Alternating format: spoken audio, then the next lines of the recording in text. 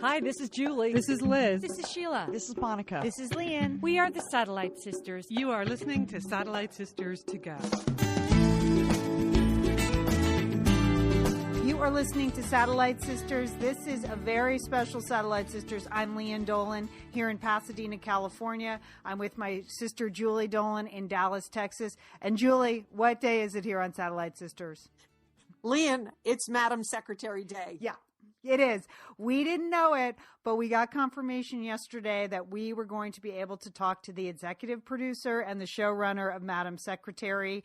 And so you are going to hear that interview later on in the day. So we're just devoting the whole day to Madam Secretary, aren't we? Yes, it seems appropriate, Leanne. I mean, it's a great show, and we're going to go in deep on all topics associated with Madam Secretary. That's right. We've got the recap for this week's episode coming up. But let me tell you about the showrunner and the executive producer, because Barbara Hall, who created Madam Secretary, she has a list of TV credits that will just make you cry. If you ever wanted to be a TV writer or love TV, she created the series Judging Amy and Joan of Arcadia. She was the co-executive producer of Homeland, and she is the creator and showrunner of the CBS series Madam Secretary. But she's written for every TV show you ever loved: Northern Exposure, Chicago Hope, I'll Fly Away, Moonlighting. I mean, I know. Well, I was so happy when I saw that she wrote for Moonlighting. I was like, I love Moonlighting. I know. That was a great show. It was. But Leanne, explain what a showrunner is. They're the actual writer on the show. They are the ones that have conceived of the idea. Maybe they've worked with other executive producers, like in Barbara's case she has, but they have created the characters, like written the initial 3 or 4 page outline. They pitch the show, and then when the show gets bought, and generally they write the pilot on their own, and then when the show gets bought and goes into production, as in the case of Madam Secretary, those other fantastic shows, they literally work in the writer's room and run it. They hire all the writers, they create the story arcs for the season, they, assign the writing assignments, and they work on every script. So that's what a showrunner does. And then Lori McCreary is joining us. She is the executive producer. She runs Morgan Freeman's production company, and so she helped create the show. Her job in the case of Madam Secretary is to actually be on the set and get things going. When we talk to them, you'll see Lori is in New York on set where they film Madam Secretary in Brooklyn, and Barbara is in Los Angeles, like working with the writers. But they have constant contact in how the show is executed and moves forward. But Lori has an interesting background herself. She actually is a computer scientist and came out of the tech world. And she was she kind of wanted to get into show business, so she invested in Bhopal. And Morgan Freeman was signed to direct that film. And then they ended up filming a production company. Their Revelations is the name of their production company. And they sort of focus on projects that reveal truths. That's what their company motto is. So she's like, for instance, they produced Through the Wormhole with Morgan Freeman that, was on Discovery, and various things like that. So and then and also Invictus, which was I saw that movie on a plane, Leanne. Talk about a sob fest. It was I think I had to take one of the airplane blankets and put it over my head because I was crying so hard. It was wonderful. Okay. So they both have these crazy impressive resumes. So even if you haven't been watching Madam Secretary, stay on for the interview because it's really fascinating to hear them sort of break down the creative process and the production process and how they work. And that's a complicated show, because it deals with sort of current events, but also creating memorable characters. So we are going to talk to Lori McCreary and Barbara Hall after this week's recap. Mm-hmm. All right, Jewel, what'd you think of this episode overall? Well, 3 words, Leanne: kale, Cuba, and car crashes. Okay, I loved it. Okay, because my feeling was like, whoa, did they call this episode The Kitchen Sink? Because everything was in there. Cuban embargo, Ferguson, Black Panthers, religious freedom, Instagram stars, Black Lives Matter. Like, it was a big old... Oh, and a palace revolt at the end, Lee, and don't forget that. Yes. So, it was just nuts. It was just nuts. But I think my favorite bit was right at the beginning when we had just an awesome eye roll from Madam Secretary. Taya Leone starts the show right off with a big old eye roll at rat-faced Craig. And I like that. They're trying to figure out the Cuba strategy. This episode did have a lot to do with reopening diplomatic relations in Cuba, and then Madam Secretary really wanted to lift that embargo. And she was going to do it all on her own, and rat-faced Craig, the other, foreign affairs advisor to the president, was suggesting another course of action, and the president sided with Elizabeth McCord, Madam Secretary, and then Craig made a derogatory mark, and Madam Secretary just gave him a great eye roll. I loved it.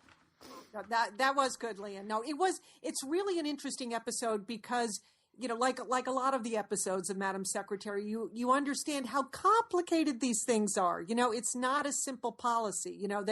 Every situation is multifaceted, and our Madam Secretary has to deal with most of them. So, and then of course she has rat-faced Craig that she's dealing with, undermining her, and it was undermining her throughout the whole episode. So, okay, so let's just stick with the storyline. They're reopening diplomatic relations. We know the fam is going to go to Cuba.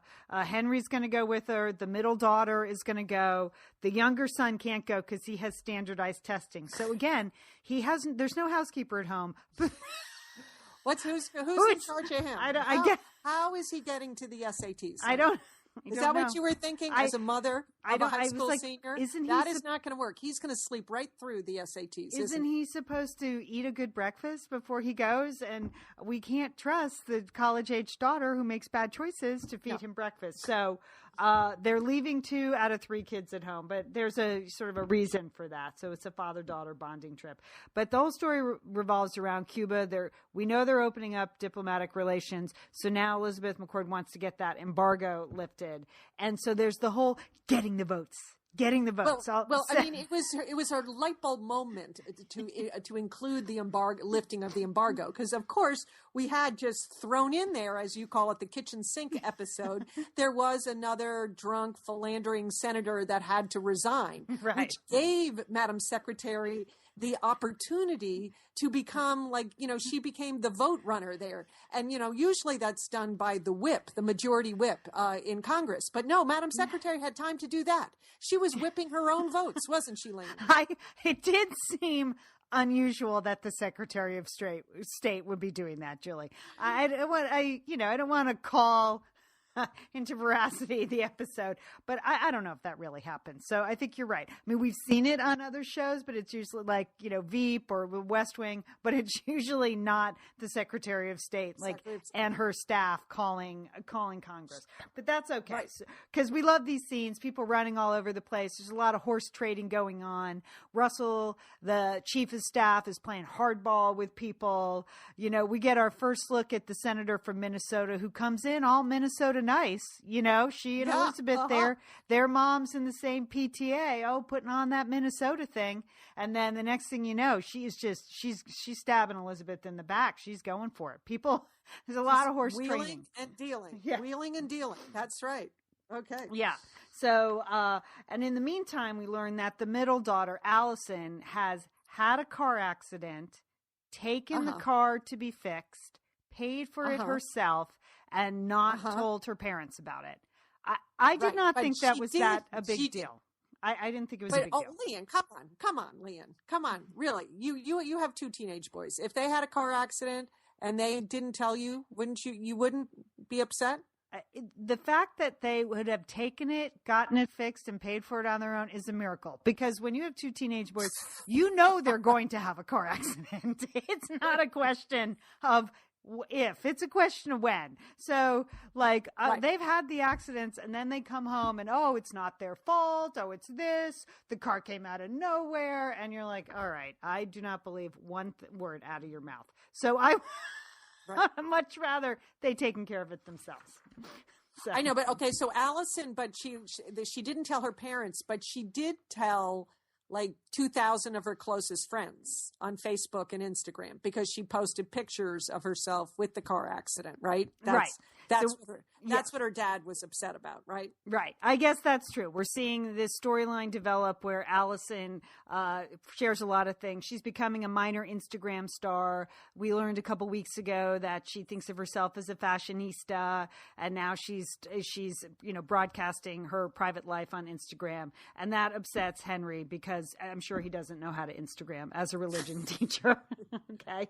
Oh. But it looks like all is going well with the votes, and they have them all. And then one of the senators turns on them, bringing up an incident, a police shooting incident that happened decades in the past, where a woman, a protester, an activist, was accused and convicted of shooting a Chicago police officer and fled the United States and has been living in Cuba for the past 40 years. So all of a sudden, the senator who had been on their side, the senator from Illinois, turns to them and forces the hand of the president and the secretary of state. He will not vote to lift the embargo until the activist, a woman, is sent back to the United States to face trial again, to do her jail time. She's been sentenced to life, right?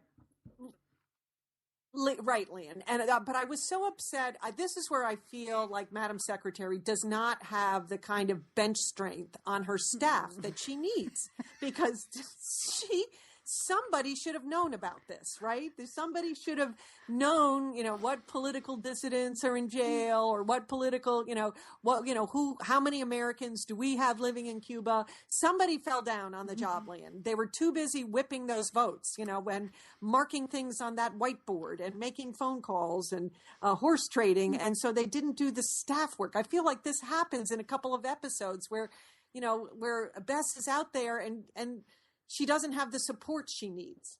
Okay, Julie, I can see you feel really strongly about that.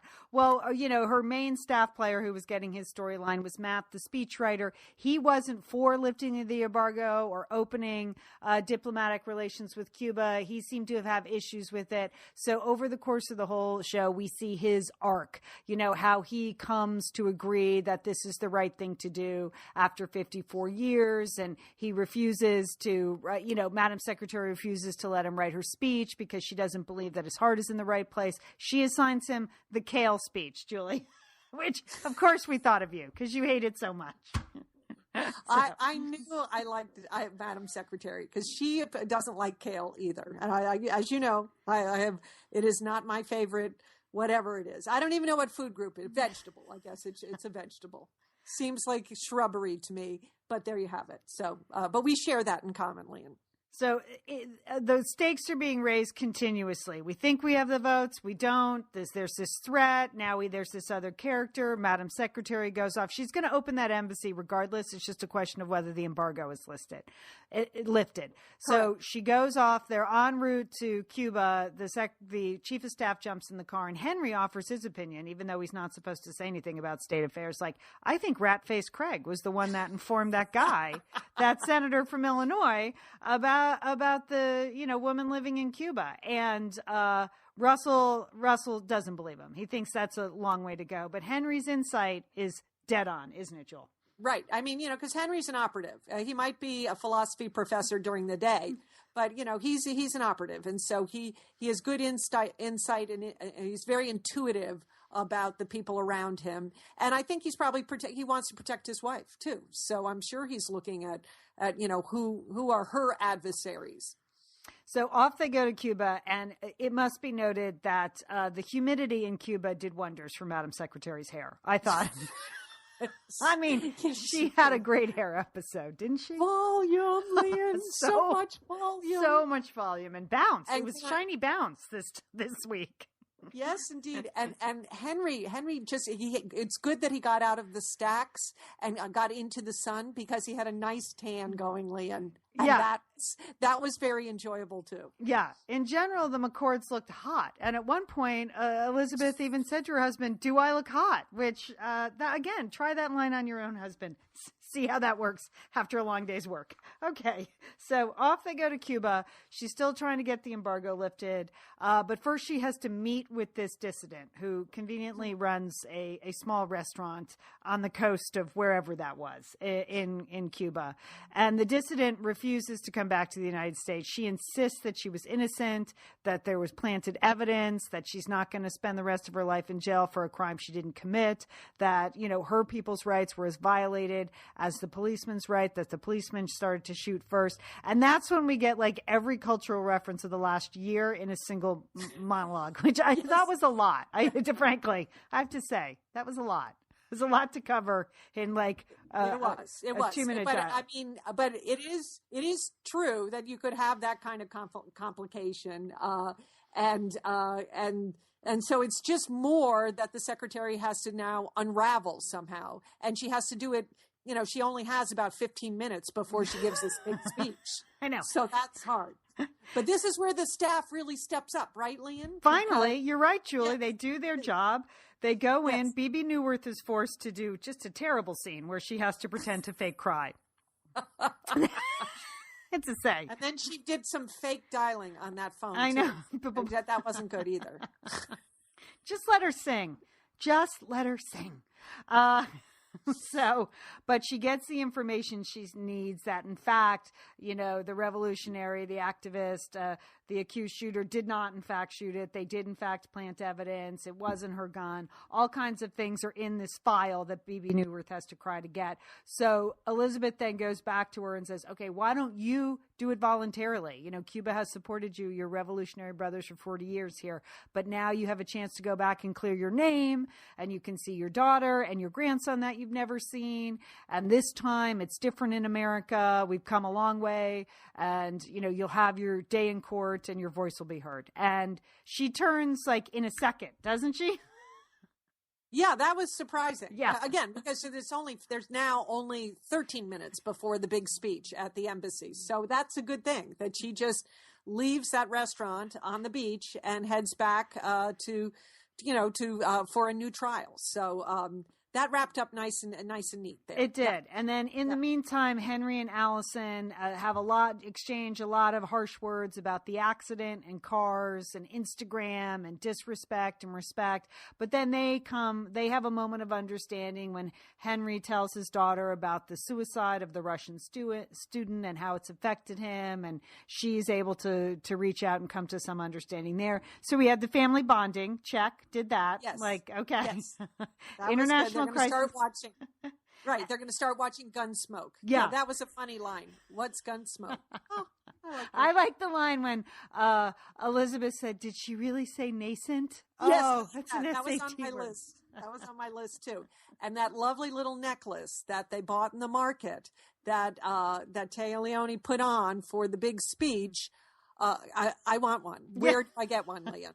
Cuba. Julie, I think you have to go to Cuba to get one of those. But let us just spend a moment talking about the red dress and the white blazer that she wears. That was a spectacular outfit. I know we usually talk about the blouses, and she did have that one killer blouson thing at the end. But that white... I love that, Leanne. That's in my notes. Yes. But that white blazer with the red dress, that was great, wasn't it? Yeah. She looked absolutely beautiful. She looked professional. And yet it was contemporary. And again, she had gotten a touch of sun tromping around Cuba. So she looked great. And then Matt, her staffer, who's struggled with this Cuban opening it up and the embargo, he goes on his own journey where this is where TV imitates real life, because it's really what the State Department did. They had the Marines who had been on duty when the embassy closed in 1961. They brought them back to Cuba when it reopened. So Matt goes on that emotional journey, which I thought actually was a fairly effective little bit. Yes, that was very nice. And it was... the rate, you can't help. I mean, I got kind of choked up, particularly this week watching this episode as they were raising the American flag. Yeah. Watching those Marines raise that American flag, and then her speech, because it was the speech of all speeches. And, it's been the best speech of the week, and just to listen to that speech about freedom and about individual liberties and, freedom of expression. I just loved it, Liam. And then we go back to D.C. We get a view of the activist, alleged murderer, who's now at home, and she is totally having her day in court. Yes. She's having her 20 minutes of fame, Lian. Right. But that was ripped from the headlines too, because there was long-term negotiations that went on when we reopened our relations with Cuba. So where was the Pope? I thought the Pope was going to show up maybe in that episode. But he didn't. And then we go back to the White House where we see Russell, the chief of staff, just crush the senator from Illinois who thought he could publicly challenge the president on this Cuba thing. Crush him. And we do learn, in fact, that it was Ratface Craig who was working with the senator from Illinois. He did sell out the president for his own personal gain. And that does not sit well with Russell. And Henry was absolutely right. So that was a good moment too. Right. And then Russell, the last line when he says, "We're going to bury him." Yeah. I think Madam Secretary, right now she's aligned with Russell, but it's clear you don't want to get on Russell's bad side. Okay. So that it's a tricky thing. Okay. So she's got to stay aligned with Russell when she can, but there might be issues down the road where she's not aligned with Russell, and all that ferocity he has, can come right at her. So we just got to watch out. All right. And so clearly next week, we go to Russia. We go back to Russia again. World War III appears to be still percolating there in Moscow, right? Did you watch the previews? Yes, it looks good, Lian. I'm very excited about that. Yeah. Okay. So all in all, an excellent episode. Cuba, check, taken care of. What? Check. All right. Stay with us, because coming up next on Satellite Sisters, on our special All Madam Secretary episode, we are going to be talking to the executive producer and the showrunner of Madam Secretary. We're going to be talking to Lori McCreary and Barbara Hall in just a second. Stay with us. We're the Satellite Sisters.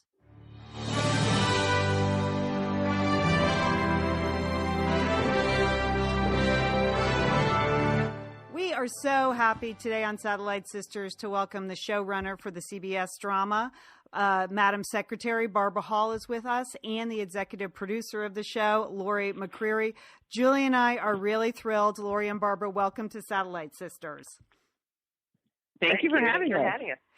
Can I tell you just how much we enjoy the show and how much we enjoyed talking about it? And are you really proud of it, Lori? Do you wake up every Monday morning and go, God, it's a good day's work?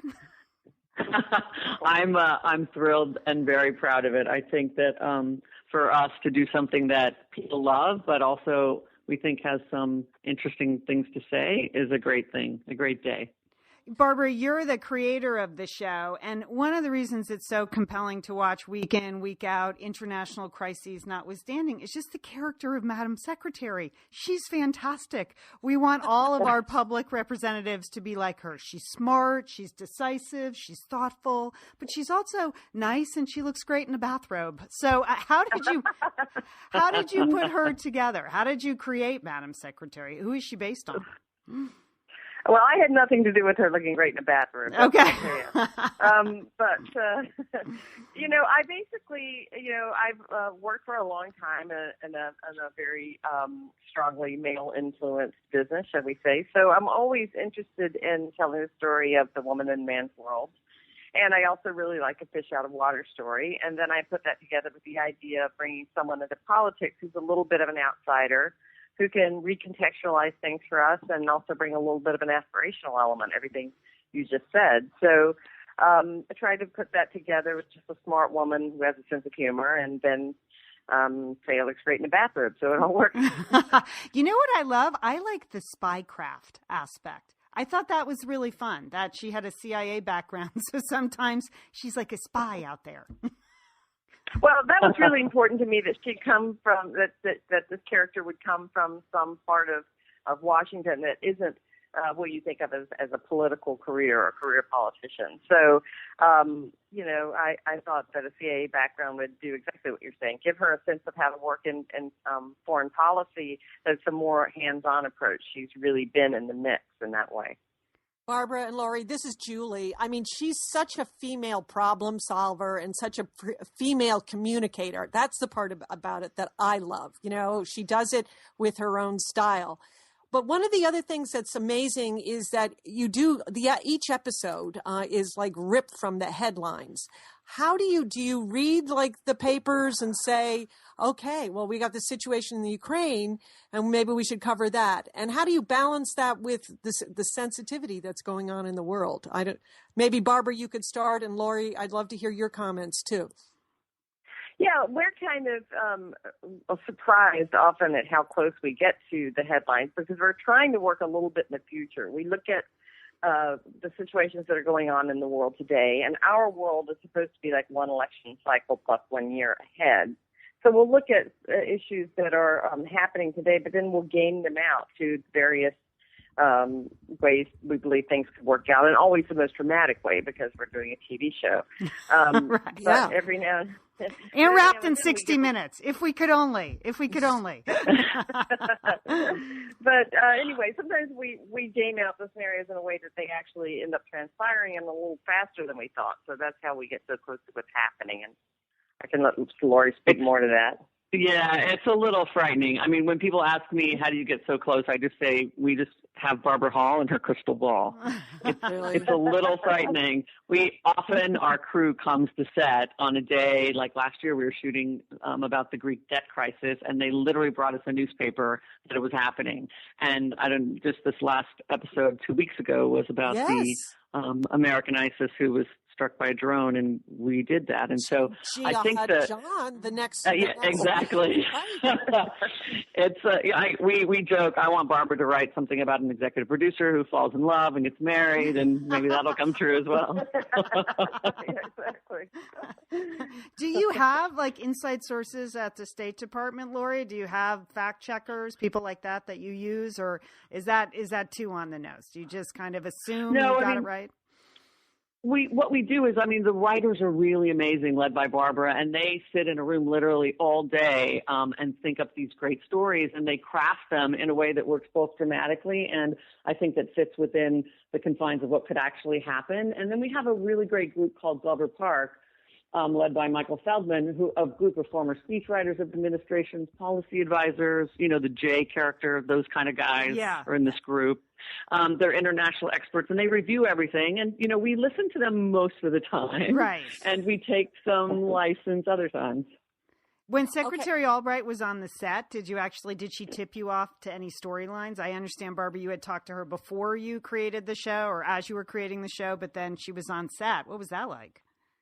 Well, it's a two-part story, and I'll let Lori pick it up. Just the beginning is that she got in touch with us pretty early.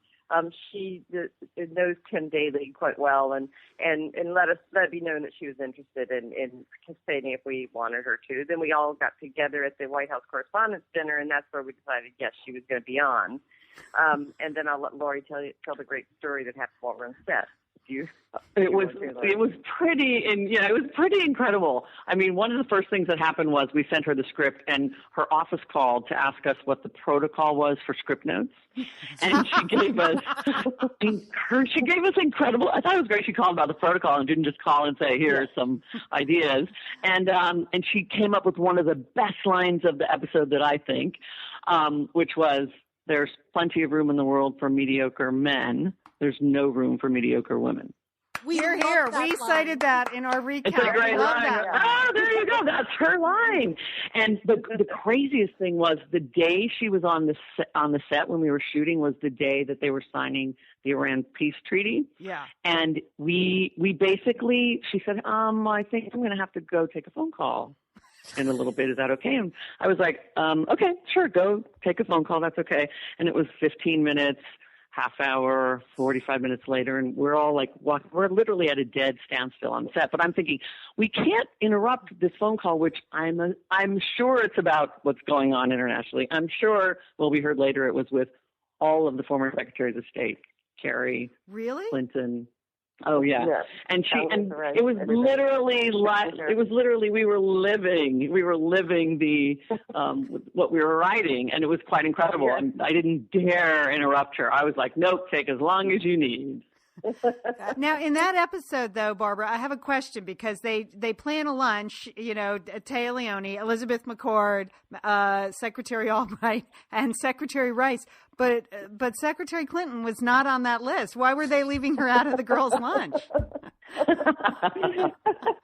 I think they probably assumed she was a little busy. Okay, all right, that's what I figured. I don't know. Maybe I just didn't know they were dissing her in some way. Okay.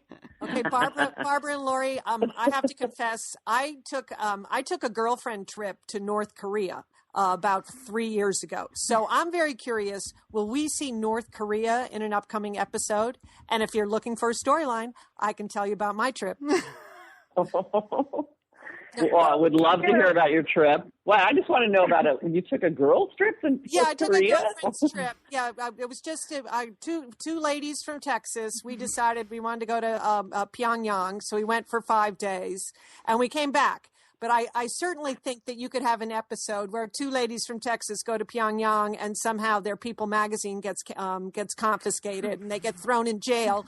And then the Secretary of State has to come and negotiate with Kim Jong-un. So there you have it. Wait a minute. This didn't happen to you, did it? No. We made it out alive. Okay, good. It was a fascinating trip, but I would never, ever, ever go there again. But yes, we did go. Oh, wow. I'm sure you love that when people give you story ideas. Do you just love that? Well, actually, I've never heard the girls' trip to North Korea before. I usually go to Santa Barbara to Fox. I guess if we ever did a North Korea story, that would be the one. We'll definitely call you for sure. Okay, sounds good. Way to go, Julie. Way to get that in. Now, we have to say, we love the relationship between Elizabeth and Henry. And maybe it's just because we love Tim Daly. But I think they have a sexy, fun, it seems like contemporary relationship. It reminds me, it's like a high-profile version of Tammy and Coach Taylor, which I love. So, but what's the inspiration for that? Is that also aspirational? Or, you're looking at real power couples thinking, oh, somehow they're making it work? I think it's both of those things. For one thing, I thought it might be refreshing to just show a highly functioning marriage because it really hasn't been fodder for television. Yeah, it's true. That is correct. I just thought it'd be different, and also I believe that it's it is out there and it needs to be represented, even and especially in worlds of high power or high profile. And I really, and there are some examples of power couples that are making it work. So I thought, why not do that? Because it would be a new way to go. But go ahead, Joel. Well, one thing we are, we love the work-family balance. We love how Henry shares in the responsibilities, certainly with teenage and college-age kids and all of that. But we don't understand how all those breakfast dishes are getting done every day. Okay, we just don't understand. We'll have to think about how that's happening. My theory is that she does them when she gets home. It's one thing that she can actually. Yeah, right. Yeah, that's true. That's a good point, Laurie. That it's a good way to relax. So she's in there washing dishes. It is. I mean, I don't know if you saw the episode. There was an episode when she was actually doing the dishes, and it was late at night, and Henry came down. And I thought I love to cook because it's one thing I can actually plan, shop, cook, complete, and everyone loves it. And it's in one night, and it's very rare in our business that we get to do that. So I think of Elizabeth as coming home and wanting to get the kitchen clean, and it's one thing she can actually complete, within a short amount of time. I believe she was in a bathrobe in that scene, and didn't she get called to the White House, or didn't the Russian foreign minister interrupt the dishwashing? Good memory. We are watching these episodes. Your plot lines are so complicated. To do the recap, we have to watch the shows twice very often. So I hope that's being recorded in Nielsen land, that we're watching twice. Yeah. Thank you very very much. You're throwing it all in there. We need to understand geopolitics and why did Henry put the heroin in his pocket instead of throwing it out like a normal father would? We only have a few more minutes, but I did want to ask, first of all, the wardrobe. I mean, it's sensational. Taya's wardrobe is inspirational to us. Does she have a lot to do with that? I know you have real stylists on the set. Is this stupid that we're focused on her hair and her clothes when she's the Secretary of State? I mean, we can't stop with the blouses. The blouses are unbelievable. Her blouses are quite extraordinary. We have a great costume designer, Amy Roth, and Amy and Taya get together a lot, and every week they're looking through clothes and figuring out what the next episode's going to be and what the next few episodes are going to be. And she basically has her own closet too, so you'll see things that she repeats because she's trying to make her look as normal as possible. Yeah, what's in that closet in her office at the State Department? Lots of great stuff. Lots of great stuff. Oh, the bathrobes are Olats. So. Oh, they're what? What kind? Olats. It's Olats, the designer. It's originally from Spain, but she has a shop here in New York City. Write that down, Leah. I'm writing it down, Julie. I tried to recreate with one from Target the other night to see if it might have the same effect on my husband as it has on Tim Daly. So, and then are we going to see Bebe Neuwirth and Patina Miller really just rock the house at the White House Christmas party? Is that coming up? Really go for it? We love that. We love when they did. Keep giving me good ideas. I know.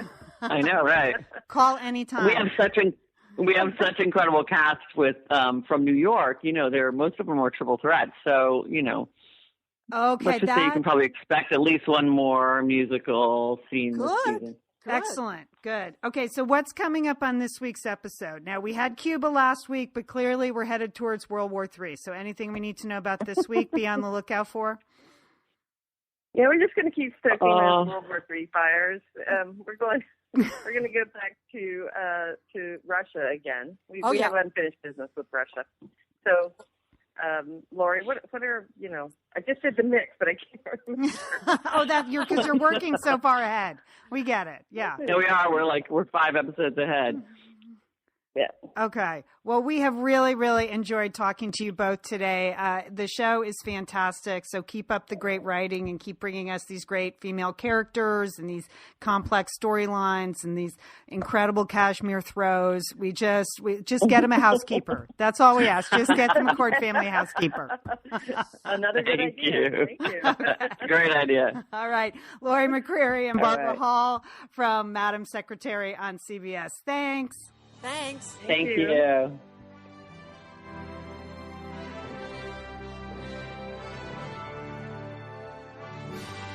Julie, how great was that to talk to two women who are really, powerful in the TV industry, really committed to creating great female characters. I just really loved talking to Lori McCreary and Barbara Hall, didn't you? Me too, Lee. And they're just so thoughtful and fun at the same time. And just to listen to them, I like the part when they were saying about how, they think of a region of the world like the Ukraine, and then they do a little game theory, what could possibly happen in 3 to 5 years. And that's how they develop their story arcs. And in some cases, what they are projecting that's going to happen actually happens. Yeah. So that's amazing. But that's an interesting process to me, how they do that. Yeah. Yeah, as background, I was reading on them. I mean, Barbara Hall was saying she didn't necessarily have she was a political science minor, but didn't have this giant interest in politics. It wasn't like she was an expert when she started. So it's just interesting to me that, that's the creative process, that you get in there, you decide on a world, and then you learn everything. And you don't necessarily have to be an expert in that to create a great show about it. Sometimes that outsider's viewpoint really comes through. No, I enjoyed it. Those are two really hardworking women. As I said previously, Lori came from the tech world and computer science. So both of them have been women in men's world. And I think that comes through in that show, this idea of these great female characters. I I liked when Lori said she wished Barbara would imagine a world where she had a good, cute husband. That was funny. That was fun. That was funny. There you go. If only. All right. Many, many thanks to Barbara and to Lori for being on Satellite Sisters today, and to CBS. So if you haven't checked out Madam Secretary, the season 1 is all on Netflix, and at CBS.com you can watch some current episodes and others you may have to pay for, but it's really an engaging and enjoyable show. If you are a regular Satellite Sisters listener, you know that we are out on a book tour with our new book, You're the Best, A Celebration of Friendship. If you usually just listen to the Madam Secretary recaps, thank you for hanging in there with us. We hope that you've gone to Satellite Sisters and checked out all the shows we've been doing for 15 years. We've talked about many other things besides television, and we are out on a book tour, and we would love to meet you. Even if you're brand new to the Satellite Sisterhood, we would love to have you come to a book event. Next week, Julie, next Tuesday, the 24th of November, I will be in Portland, Oregon. Yes, I will. The Tuesday before Thanksgiving. Liz, that's a good place. That's a good place to be, Lian. It's excellent. I'm looking forward to it. I used to live in Portland. I always love going back. So we have the whole Northwest crew getting together. Monica, Liz, and I. We are not doing a reading, but we are doing a meetup at a pub. You know, that's very Portland. So we're going to be at the Lucky Labrador on Quinby in Northwest Portland. We're going to be there Tuesday night from 5 to 8. We'll be talking. We'll be signing books. We'll be hanging out. You can buy your own food and drink, but we will be happy to sign any books you bring to us. We won't be selling books there, but if you have books and if you've ordered them through Powell's or Annie Bloom's or Amazon, you can bring them to the Lucky Lab, and we will be there Tuesday the 24th. That's awesome, Lian. And then right after your turkey dinner, you're getting on the plane and you are coming to Dallas, Texas. Yes, I am. Woohoo! Because on Thursday, December 3rd at noontime at the Barnes & Noble at Preston Royal Shopping Center, we're going to be there. It's going to be Lian, me, and Vera Smith will be there. Perhaps a special appearance by Alice Smith, my granddaughter. I'm not sure. I got not that that's exploitive or anything. No. I got to get some special permission. She is going to be working on some bookmarks. That's what I know. That are only going to be handed out in Dallas. Oh, that's you are kidding me! That's a fantastic Isn't idea. That was on the Facebook this morning. That she make bookmarks about what friendship means to her. Oh, and yes, I'm going to start a little bookmark factory. Yes, right here in Dallas, Lian. So December 3rd, noontime, Barnes & Noble. We're going to have some fun. And some light refreshments. Refreshments. Okay. But I did put up on the Facebook group. I put up some if you want to get snacks or lunch. I put up some recommendations right in the area. All kinds of different places you can go eat. Yeah. Great. So yeah, that event will go from 12 to 1. That will be the official program, but I'm sure that we'll hang out a little bit afterwards, particularly if there are light refreshments. Yes. We will be staying. So that is Dallas on Wednesday. No, Thursday. Thursday, December 3rd, Lian. Thursday, December 3rd. Okay. Portland, Tuesday the 24th. Dallas, Thursday, December 3rd. For all the events, because I'm also appearing at a bunch of other places in Pasadena over the next couple of days and weeks, you can go to satellitesisters.com on the events, click on the events page, and you'll see information. Hopefully Google Maps will be there, all kinds of correct details on these events. Julie, anything else going on this week? I think that's it, Lian. I have to get to work on these bookmarks. I know. You got to get a home laminator? Is that? I know. I got to laminate. I'm intimidated. It's a big problem right there. I think that's the key. Our late mother was a master laminator. She was she did. She liked to laminate news clippings, anything. So it would be a very fine tribute to her to laminate those boy babies. That's all I'm saying. Okay. I'm going to look into it. I got to get busy. All right, Lian, you have a good week. You too, Jill. We're the Satellite Sisters. Don't forget, call your Satellite Sister.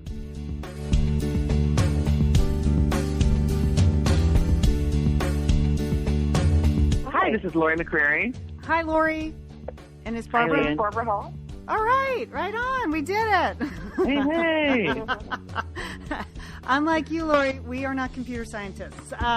So we have pushed our technological boundaries with 2 phone calls and a Skype. But I'm That's Leanne. good. It looks like they're doing it. Yeah, man. We had to do about 20 practice tests, we'll be honest. I'm Leanne in Pasadena, California. Julie is here in Dallas, Texas. Hi, Lori. Hi, Barbara.